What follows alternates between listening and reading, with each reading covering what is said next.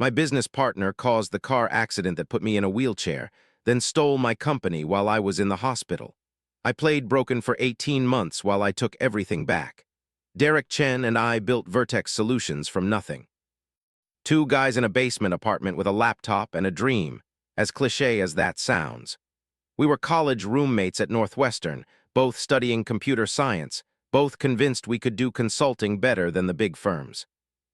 8 years later, we had 47 employees, $12 million in annual revenue, and contracts with Fortune 500 companies. We did it infrastructure consulting, cybersecurity assessments, cloud migration. The boring backbone stuff that keeps corporations running, 50-50 partnership, equal ownership, equal say in every major decision.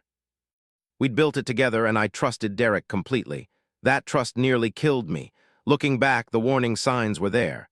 6 months before the accident, Derek started pushing to restructure our voting rights. Just for efficiency, he said over lunch at our usual sandwich place. What if one of us is unavailable and we need to make a fast decision? We should have a system where one partner can act independently in emergencies. I said no. We'd built this thing together. We'd keep making decisions together. A month later, Derek suggested we take out life insurance policies on each other. Key man insurance, he called it. If something happens to one of us, the company needs to stay stable. The policy payout would cover the transition. That one made sense. We both signed up for policies, $2 million each. I named my wife Jennifer as beneficiary. Derek named the company. I didn't think much of it at the time. The day it happened was a Tuesday in October. Derek called me at the office around 2 in the afternoon, his voice tight with urgency. We need to meet. Tonight. There's a situation with the Meridian account. Meridian was our biggest client, $3 million annually. If there was a problem, we needed to handle it immediately. What kind of situation? I asked. Not over the phone. Meet me at Rossi's at 7. It's halfway between both our houses. Rossi's was a small Italian place in Hampshire, about 40 miles west of Chicago. I'd never heard of it. Why there? Meridian's CTO lives nearby. He might stop by if I can get him. We need to smooth this over in person. I told Jennifer I'd be home by 8:30. She was making chicken marsala and the apartment smelled amazing. Drive safe, she said, kissing me goodbye. Always do. I got to Rossi's at 6:55. The parking lot was nearly empty, just 3 cars and a pickup truck. I called Derek straight to voicemail. I waited in the parking lot for 30 minutes, calling every few minutes. Nothing. Finally texted him. I'm here, where are you? No response. At 7:30, I gave up and started driving home. Figured he'd gotten tied up with something, would explain tomorrow. I was annoyed but not worried. The highway back was rural. 2 lanes, farmland on both sides, not much traffic this time of night. My headlights cut through the darkness, illuminating the white lines on the asphalt. Around 8:15, I noticed headlights behind me. They'd appeared suddenly, maybe a quarter mile back. The car closed the distance fast. Too fast. I checked my speedometer. I was doing 60 in a 55. The car behind me had to be pushing 80. I moved to the right to let them pass. They moved with me. My hands tightened on the wheel. Something felt wrong. Then they accelerated. The impact came from behind, a massive crunch of metal that sent my Honda Accord lurching forward. I gripped the wheel, tried to accelerate away, but they hit me again. Harder this time. My car spun. I saw the embankment coming, tried to correct, but the car was already sliding sideways into the ditch. Then we were rolling. The world became noise and violence. Metal tearing, glass shattering, my body slamming against the seatbelt, airbags exploding, the horrible sensation of the car flipping over and over. Something in my back compressed with a feeling I'll never forget, like vertebrae grinding together and then separating. Then silence. I woke up in the hospital 3 days later. The ceiling was white and too bright. Machines beeped around me. Jennifer was holding my hand, her face swollen from crying. You're awake, she said, her voice breaking. Oh God, you're awake. I tried to move my legs, couldn't feel them. What? My voice came out as a croak. Don't try to talk. You were in an accident. You've been unconscious. Your spine. She broke off, crying harder. A doctor appeared, Dr. Ramos.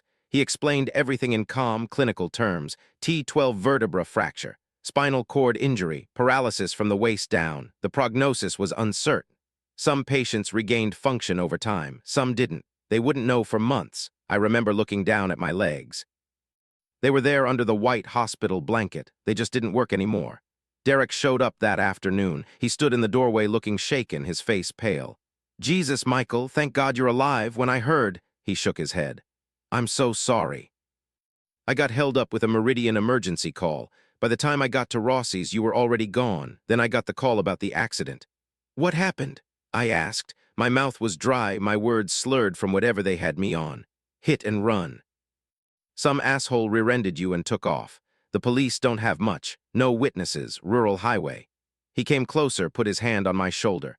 "Don't worry about anything with the company, okay? I've got it covered. You just focus on getting better." The police report came 2 days later. Hit-and-run accident on Route 20 near Hampshire. Vehicle description from debris at the scene. Dark SUV, possibly a Ford Explorer or Chevy Tahoe. Paint transfer on my rear bumper was black. No witnesses, no plates. Investigation ongoing. Derek drove a black Explorer. I remembered that vaguely through the morphine haze, but then Jennifer mentioned he'd just bought a new car. "Derek got a Tesla," she said while adjusting my blankets. "He was showing me pictures last week, said he was trading in his old SUV. The timing felt strange. But I was on enough pain medication to make thinking difficult. And the idea that Derek, my best friend, my business partner of 8 years, would deliberately try to kill me seemed impossible. I pushed the thought away. 4 days after I woke up, Derek came back with papers. "The board met yesterday," he said, pulling up a chair. "Emergency session. We need to make some temporary changes to the company structure while you're recovering." "What kind of changes?" "Nothing major, just allowing me to act as primary decision-maker until you're back on your feet." He smiled at his own joke. "We can't have the company stalled while you're in recovery. Clients need answers. Employees need direction." He spread the papers on the rolling tray table. Jennifer had gone to the cafeteria. My head was foggy from the morphine drip and whatever other medications they had running through my IV. "Where do I sign?" "Here and initial here." I signed, couldn't focus well enough to read the small print, just followed his finger and signed where he pointed. "Perfect," Derek said, gathering the papers carefully. "You focus on getting better. I'll handle everything else." 6 weeks later, I was in physical therapy when Jennifer brought copies of what I'd signed. She'd requested them from the company's registered agent. "Michael, you need to look at these, now." I read them, then read them again, my physical therapist waiting patiently while I sat in the wheelchair going through each page. They weren't temporary operational authorization. They were a complete transfer of voting control. Authorization for Derek to restructure the board. Permission to make any and all business decisions without my approval or involvement. An amendment to our operating agreement that essentially stripped me of everything except my ownership percentage. I'd signed away my company while doped up on morphine in a hospital bed. "These signatures don't even look like yours," Jennifer said, pointing to the scrawled, barely legible versions of my name. "Were you even coherent when you signed these?" "Barely. We took everything to an attorney, Richard Moss, corporate law, 30 years of experience." His office was downtown, and getting there in the wheelchair was exhausting. Jennifer drove while I sat in the passenger seat, my useless legs stretched out, trying not to think about how my entire life had changed. Richard reviewed the documents for an hour in silence. Then he looked up at me with the expression of someone delivering bad news. "Legally, he owns operational control now. You're still a 50% shareholder, so you'll receive distributions if the company is profitable. But you have no voting rights, no management authority, no decision-making power.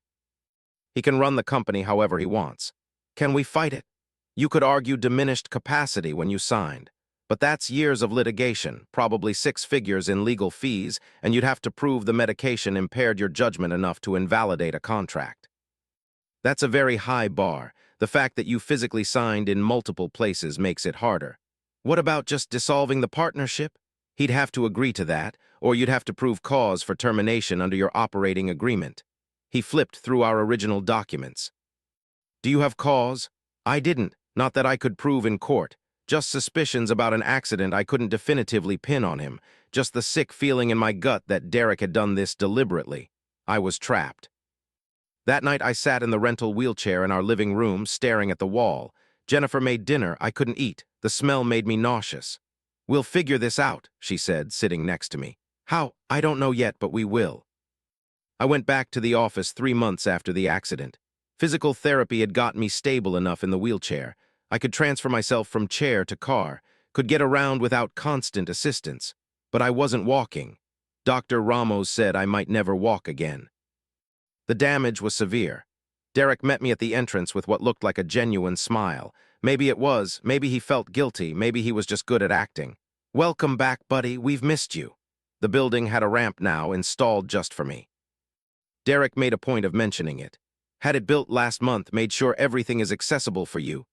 The staff seemed nervous around me, uncomfortable. They didn't know how to act. Some avoided eye contact. Some were overly cheerful. I didn't blame them. I was a reminder that bad things happen, that life can change in an instant. Derek had moved my office. My old space, the corner office with windows overlooking downtown Naperville, was now his. My new office was a small room on the first floor near the bathrooms. "For accessibility," Derek explained as he showed me. "You don't have to deal with the elevator, and the accessible bathroom is right there. I thought it would be easier for you." He'd thought of everything. I sat in that office for the first week and tried to do work. Couldn't concentrate, couldn't care. The company I'd built was running without me, and there was nothing I could do about it. Derek held a board meeting the second week I was back. I wheeled myself to the conference room 5 minutes before it started. "Oh, Michael," Derek said, looking surprised to see me. "You didn't need to come to this, it's just operational stuff. You're still recovering. No need to stress yourself with day-to-day details." "I'm here now," I said. Of course, of course." He gestured to a spot at the far end of the table, away from the projection screen, away from the documents being passed around. I sat through the meeting understanding nothing. They used acronyms for projects I'd never heard of, referenced decisions made in meetings I hadn't attended. Derek ran the meeting smoothly, confidently, like he'd been born to lead. I was irrelevant. After 2 weeks of that, I stopped trying, stopped checking emails, let my appearance go, didn't shave for days at a time, wore the same clothes multiple times. Showed up late, left early, sat in my small office doing nothing visible. I became exactly what Derek wanted me to be, the broken founder, the tragic figure who couldn't hack it anymore. And every night I planned, because sitting in that office I realized something. Fighting Derek head-on would take years and cost money I didn't have. My savings were already being drained by medical bills insurance didn't cover, by the modifications needed for our apartment, by the cost of round-the-clock physical therapy. But if Derek thought I was finished, if he thought I'd given up, he'd get careless. He'd stop watching me. He'd focus on running the company he'd stolen, so I played the part. At the same time, I started making phone calls from home. Late at night, after Jennifer went to bed, from the small office we'd set up in the corner of our bedroom. I called Barry Turnbull, CFO of Turnbull Industries. We'd done their cloud migration 2 years ago. Under Derek's management, they'd been complaining about service quality for months. "Barry, it's Michael from Vertex."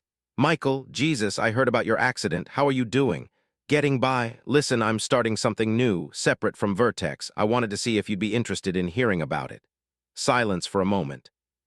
"Is this because of the service issues we've been having?" "Partly, but mostly because I want to get back to doing this work the right way. Small team, personal attention, quality over growth, the way we used to do things. When can we meet?" We met at a coffee shop near his office. I wheeled myself in, and Barry's face showed the shock everyone's face showed when they saw me in the chair. But he recovered quickly. "What are you proposing?" "I'm starting a new consulting firm, Phoenix Solutions. I'll personally oversee your account. The team will be people I trust, people who actually care about the work. And I'll charge you 20% less than what Vertex is charging now." "What about your non-compete with Vertex?" I checked. There isn't one. Derek and I never signed one because we trusted each other. I smiled without humor. Turns out that was a mistake. Barry signed a 2-year contract worth $2 million, signed it right there in the coffee shop. I called it Phoenix Solutions, rising from the ashes. Jennifer handled the registration, the bank accounts, the legal paperwork. We operated out of our bedroom. Next was employees. Derek had fired 3 senior developers over performance issues. The real reason, they'd questioned his management style, pushed back when he made technical decisions that didn't make sense. I met with each of them separately, coffee shops, parking lots, anywhere Derek wouldn't see us. Tom Chen was first. I'd hired him 4 years ago, fresh out of MIT, brilliant architect, terrible at office politics. "I'm building something new," I told him over coffee. "Culture first, quality over quantity." No bullshit management, want in. Derek fired me because I told him his approach to the Meridian migration was going to fail. I was right. It did fail, cost them 2 weeks of downtime. I know, I heard, that's why I want you. Tom signed on. So did Marcus and Priya. 6 months after the accident, Phoenix Solutions had 11 employees and 4 major clients. Revenue, $3 million annually. Not huge, but growing fast. Derek had no idea. At Vertex, I maintained my defeated persona. I'd show up 3 days a week, sit in my office near the bathroom, stare at my computer without really doing anything. Sometimes I'd wheel myself to the break room, make coffee with shaking hands, spill it a little, look lost, look broken. Derek would stop by occasionally. "How are you doing, buddy? Still adjusting?" "Yeah, it's hard, really hard." "I know, but you'll get through this, we're all here for you." Then he'd leave and I could see the relief on his face, relief that I wasn't a threat, relief that I'd given up. Month 7, Derek held a board presentation about company restructuring. I wheeled in halfway through, 20 minutes late. He was showing slides about evolving leadership needs and my diminished capacity to contribute to strategic decisions. "Michael's accident was tragic," Derek said to the board members, "but we need to think about Vertex's long-term future. The market is competitive. We need decisive leadership. I think it's time to formalize my role as sole managing partner and transition Michael to an advisory position only." I said nothing, just sat there in my wheelchair looking at the floor, let him dig. That night, Sarah Prentice called me at home. Sarah was one of the few employees who'd stayed loyal, who still treated me like a person instead of a liability. "I don't know if you know this," she said, her voice quiet like she was worried about being overheard, "but Derek's been losing clients. 3 left this quarter. People aren't happy with how things are being run. Thanks for telling me. Are you doing okay, really?" "I'm fine, actually fine." Month 9, Vertex lost Pendleton Corp. $5 million annually. Their CTO had been my college roommate. He called me personally to say they were leaving. "Derek's team screwed up our security audit," he said. "Found vulnerabilities 3 months after the fact. Could have been catastrophic. We can't trust them anymore."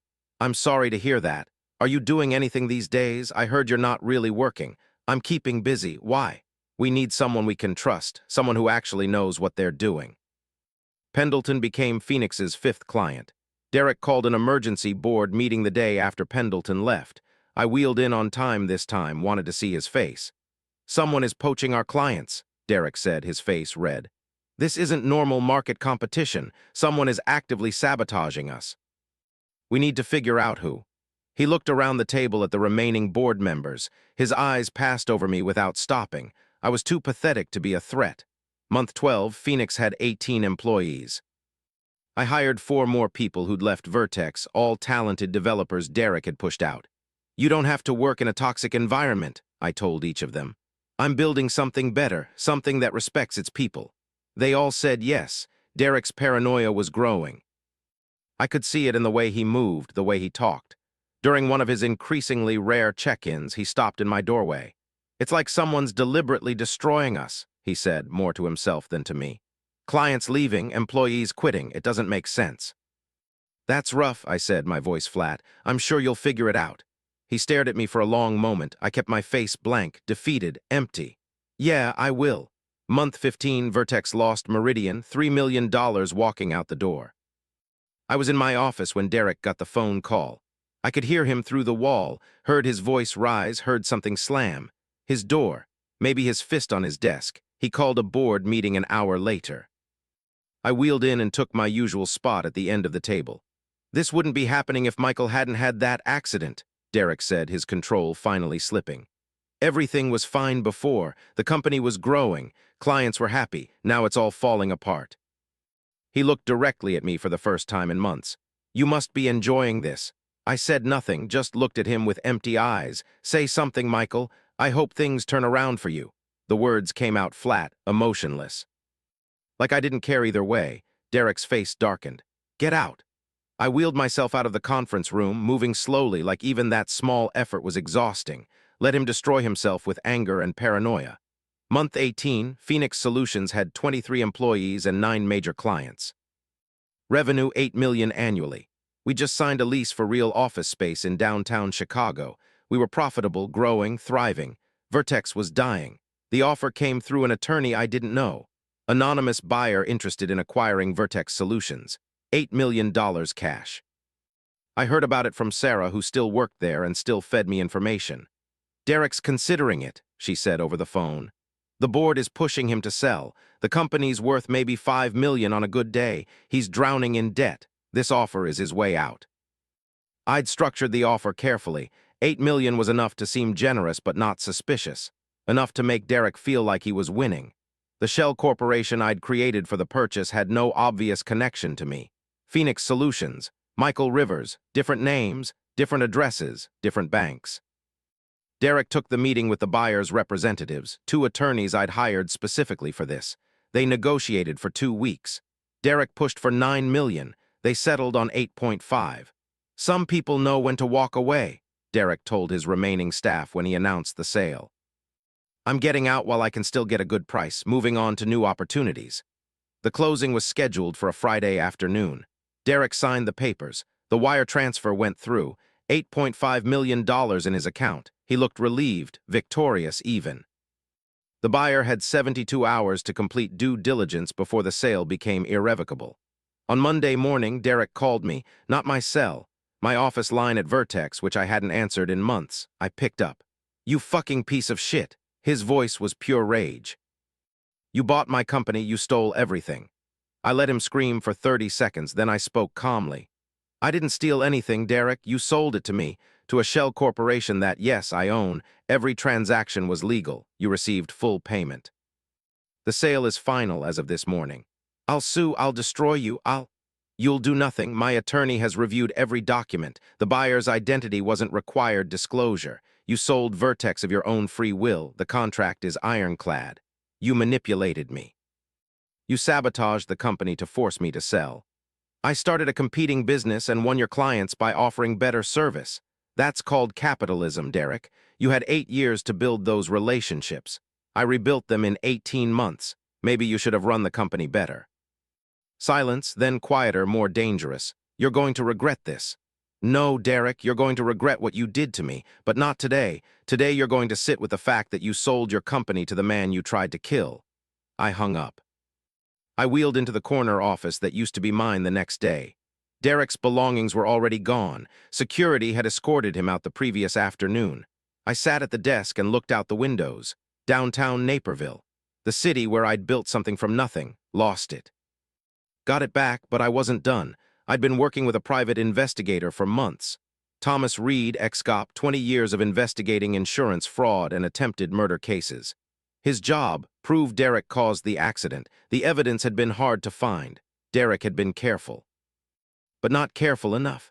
Thomas found the scrapyard where Derek's Explorer had ended up.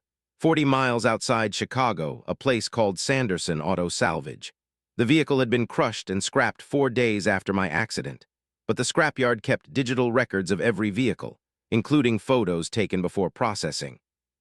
The Explorer's front bumper showed impact damage, fresh damage, paint transfer that matched the color of my Honda.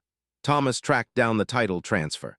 Derek had sold the Explorer to a private buyer 2 days after my accident. Cash sale, no paperwork except the title transfer. The buyer didn't exist. Fake name, fake ID. Then Thomas found the mechanic, small independent shop in Elgin. The owner, Pete Hernandez, remembered Derek because he'd paid cash for a rush job. "Guy came in the morning after that big accident on Route 20, Pete told Thomas. Had front-end damage, wanted it fixed immediately. Paid $700 cash. I remember because he was nervous, kept looking over his shoulder, said he'd hit a deer. Did you report it? No reason to. Hitting a deer isn't illegal. Thomas found the traffic camera next. State Highway Department maintenance camera at an intersection 3 miles from Rossi's. Positioning and timestamp from the night of my accident. The footage showed Derek's Explorer turning onto Route 20, heading west. 8 minutes later, my Accord passed the same intersection, heading the same direction. There were no other vehicles on that stretch of road that night. Finally, Thomas subpoenaed Derek's financial records through a civil suit I'd filed months earlier for fraud related to the document signing. The records showed something interesting. Derek had taken out the $2 million policy on me that we'd discussed, but he'd also taken out a $5 million key man policy on himself through the company 2 weeks before my accident. With sole operational control and me dead, He'd collect $7 million total. Motive. Means, opportunity. I took everything to the Naperville Police Department on a Wednesday morning. Detective Sarah Walsh had worked the original hit-and-run case. "Why are you bringing this to us now?" she asked after reviewing everything for 2 hours. "The accident was almost 2 years ago." "I wanted my company back first," I said. "Now I want justice. Most people would have come to us immediately. Most people aren't in wheelchairs trying to rebuild their lives while the person who put them there runs their company." She nodded slowly. "Give us a week." Derek was arrested at his apartment 6 days later. Early morning, 6 officers, news helicopters catching footage of him being led out in handcuffs. The charges: attempted murder, fraud, conspiracy, insurance fraud. The trial was 5 months later. I testified from my wheelchair, still unable to walk more than a few steps with assistance. Still paralyzed, but strong, clear, devastating. "Derek Chen hit my car from behind on a rural highway," I said, looking directly at the jury. "The impact caused my car to roll 3 times. My spine was fractured in 3 places. Then he visited me in the hospital while I was incapacitated on morphine and had me sign documents that transferred control of the company we'd built together. He stole my business while I was paralyzed from an accident he caused." The prosecutor presented everything: the traffic camera footage, the scrapyard photos, the mechanic's testimony, the insurance policies, the document signatures that barely looked like mine. Derek's attorney tried to argue circumstantial evidence, tried to claim the similarities were coincidental. My client sold his vehicle before the accident occurred. 2 days after, the prosecutor corrected, with fake documentation to a buyer who doesn't exist. The jury deliberated for 8 hours, guilty on all counts. Sentencing was 2 weeks later. The judge looked at Derek with unconcealed contempt. "You attempted to murder your business partner for financial gain. You caused him permanent, life-altering injuries. Then you exploited those injuries to steal the company he'd built. You showed no remorse, no hesitation, only calculation. Attempted murder, 15 years, fraud, 7 years, insurance fraud, 5 years, to be served consecutively, 27 years total." Derek's face as they led him away finally showed something other than arrogance. It showed understanding. The reality that he'd destroyed his life while trying to take mine. I wheeled out of the courthouse with Jennifer beside me, April sunshine warming my face. "It's over," she said. "Yeah, it is." 6 months later, Phoenix Solutions merged with Vertex. I kept the Vertex name because it still had value, still had recognition in the market. Combined revenue, $18 million annually. Combined staff, 73 employees, but something else happened, something I didn't expect. Physical therapy had continued throughout everything. 3 times a week with Dr. Amanda Kelso, a specialist in spinal cord injury recovery. "Your injury is incomplete," she'd explained early on. "That means there's potential for recovery, but it takes work, years of work, and there's no guarantee." Month 24 after the accident, I felt a twitch in my left foot, just a tiny movement, but it was there. Dr. Kelso almost cried when I showed her. Month 30, I could shift my weight between my legs while holding parallel bars. Month 36, I took my first steps with forearm crutches, 3 steps from the wheelchair to the parallel bars. Jennifer did cry watching that. "I'm so proud of you," she said, her voice breaking. I wasn't running marathons, probably never would, but I could stand, could move with assistance. Could look people in the eye without looking up.